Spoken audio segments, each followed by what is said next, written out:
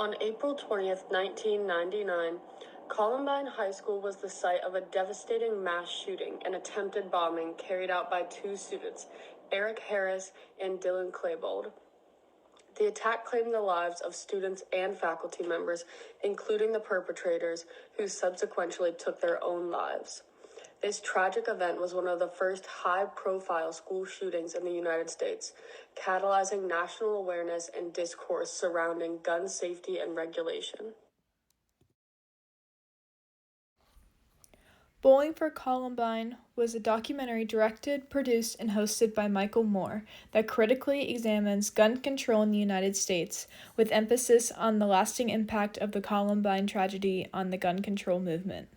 Through a blend of interviews, historical clips, and compelling statistics, this film explores the complex factors driving the prevalence of gun violence and the deeply rooted challenges in addressing gun control in our nation. In the documentary Bowling for Columbine, Michael Moore effectively employs opposition, ethos, and pathos to convey the argument that gun violence in the United States is largely driven by the pervasive influence of firearms within the nation's culture, media, and government. Exactly.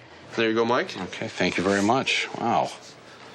I have one personally. That's a nice section. It is, and it's you got one straight shooter. It's a straight The teachers and counselors and principals don't help things.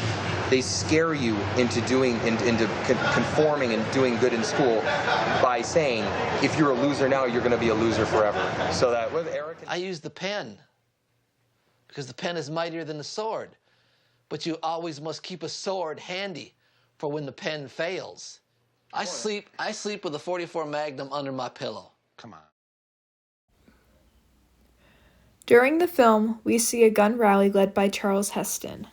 The crowd roars with support as they listen to the government official and agree with his beliefs. Immediately after, we see a dad of one of the Columbine victims protesting for gun safety and against gun violence. This is an example of juxtaposition. I have only 5 words for you. From my cold, dead hands. I am here today because my son Daniel would want me to be here today. The immediate switch emphasizes both extremes of the gun control issue. The gun rally shows the influence the government had on people and their outlook on guns. With positive remarks such as the ones Heston gave at the rally, it impacts people to have large support for guns and their rights to their guns. The switch to the protest shows a stark contrast from people who were influenced and people who have formed their own opinion against guns due to the recent school shooting. The Columbine tragedy was a devastating incident that profoundly affected numerous individuals, including those who were physically harmed within the school. Moore chose specific scenes throughout the documentary, including victim interviews, footage of children fleeing the school, and distraught parents. These evoke strong emotions from the victims, their families, and all those affected. Moore uses these examples to build a sense of empathy in order to make the audience care about his argument for gun safety. A standout clip that involved lots of pathos was when Moore took 2 injured Columbine victims, Mark and Richard, to Kmart to confront them about selling gun ammunition.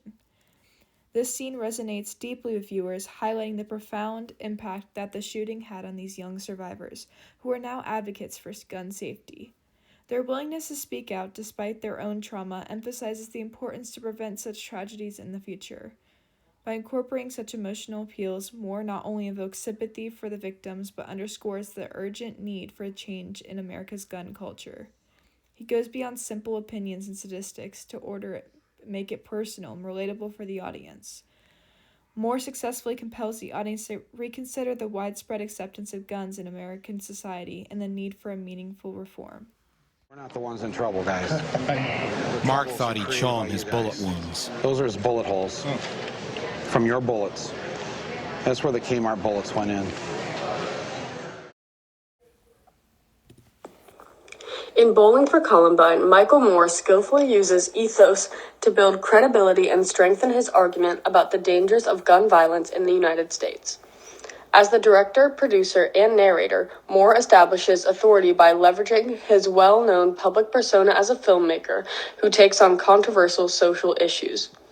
Throughout the documentary, Moore employs personal stories and interviews with credible figures, including survivors of the shooting and experts on gun control.